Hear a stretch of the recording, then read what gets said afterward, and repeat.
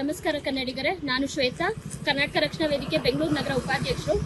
ಇವತ್ತು ನನ್ನ ಊರಾದಂಥ ಉತ್ತನಹಳ್ಳಿಯಲ್ಲಿ ನಾನಿದ್ದೀನಿ. ಇಲ್ಲಿ ನೀವು ನೋಡ್ಬೋದು, ಉತ್ತನಹಳ್ಳಿ ಒಂದು ಕುಗ್ರಾಮ.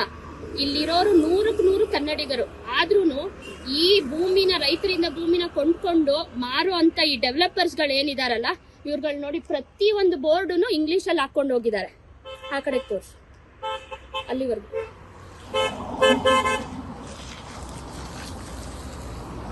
ಪ್ರತಿಯೊಂದು ಬೋರ್ಡುನು ಇಲ್ಲಿ ಇಂಗ್ಲಿಷ್ ನಲ್ಲಿ ಹಾಕೊಂಡು ಹೋಗಿದ್ದಾರೆ.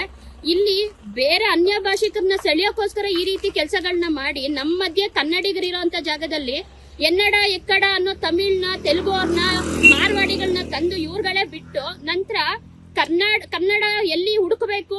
ಇವ್ರ ಪರ ಹೋರಾಟ ಮಾಡಕ್ಕೆ, ಕನ್ನಡ ಪರ ಹೋರಾಟ ಮಾಡಕ್ಕೆ ಕರ್ನಾಟಕ ಹೋರಾಟಗಾರರೇ ಬರಬೇಕು, ನಾರಾಯಣಗೌಡ್ರೇ ಬರಬೇಕು.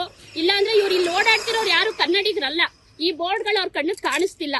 ಇದು ಯಾರಿದ್ದಾರೆ, ಈ ಏನಿದು ರೆಡ್ ಫೈನ್ ಪ್ಯಾರಡೈಸ್ ಅಂತ ಎಲ್ಲ ಇವ್ರು ಯಾರಿದಾರಲ್ಲ ಡೆವಲಪರ್ಸ್, ಅವ್ರಿಗೆ ನಾನು ಈ ಮುಖಾಂತರ ಇವತ್ತು ಕಪ್ಪು ಮಸಿ ಬಳಿಯೋ ಮುಖಾಂತರ ಏನ್ ತಿಳಿಸ್ತಾ ಇದ್ದೀನಿ ಅಂದ್ರೆ, ನೆಕ್ಸ್ಟ್ ಯಾವುದೇ ಲೇಔಟ್ ಆಗ್ಲಿ, ಯಾವುದೇ ಸೈಟ್ಗಳು ಮಾರಾಟ ಆಗ್ಲಿ, ನೀವು ಮೊದಲು ಕನ್ನಡಕ್ಕೆ ಆದ್ಯತೆ ಕೊಡಿ. ಅದೇನೋ ಹೇಳ್ತಾರಲ್ಲ, ಎಲ್ಲಾರು ಒಪ್ಕೊಂಡ್ಮೇಲೆ ಸರ್ಕಾರನೇ ಸುತ್ತೋಲೆ ಹೊರಡಿಸಿದಾದ್ಮೇಲೆ ನೀವುಗಳೇನು ಸ್ಪೆಷಲ್? ನೀವು ಈ ರೀತಿ ಬೋರ್ಡ್ಗಳು ಹಾಕೋದಾದ್ರೆ ಇಂಗ್ಲೆಂಡ್ ಅಲ್ಲೋ, ಆಫ್ರಿಕಾದಲ್ಲೋ, ಅಮೆರಿಕಾದಲ್ಲೋ ಹೋಗಿ ಹಾಕೊಳ್ಳಿ. ಇಲ್ಲಲ್ಲ,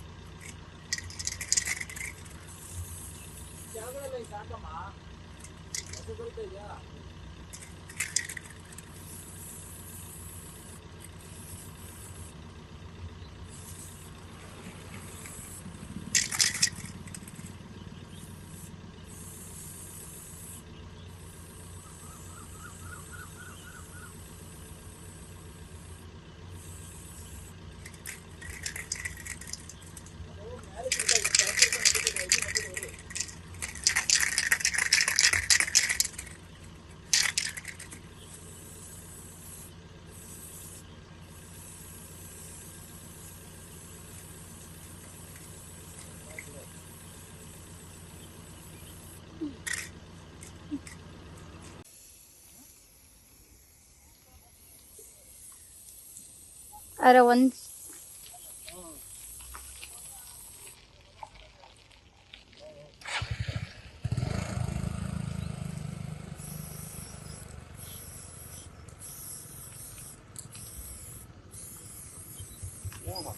ಕನ್ನಡ ಹಾಕಿದ್ರೆ ಇಂಗ್ಲಿಷ್ ಅಲ್ಲಿ ನೋಡೋಣ ಹೆಂಗ್ ಹಾಕೊಂಡು ಹೋಗೋರು ಬೋರ್ಡ್ಗಳು. ಅದಕ್ಕೆ ಹೊಡಿತಾ ಇದೀನಿ, ಹಾಕ್ಲಿ ಇಂಗ್ಲಿಷ್ ಅಲ್ಲಿ. ಇವ್ರಿಗೆ ತಿನ್ನಕ್ಕೆ ಉಣ್ಣಕ್ಕೆ ಕರ್ನಾಟಕ ಬೇಕು, ಬೋರ್ಡ್ ಹಾಕಕ್ ಮಾತ್ರ ಇಂಗ್ಲೆಂಡ್ ಅವ್ರು ಆಗೋಗ್ಬಿಡ್ತಾರೆ ಇವ್ರುಗಳು.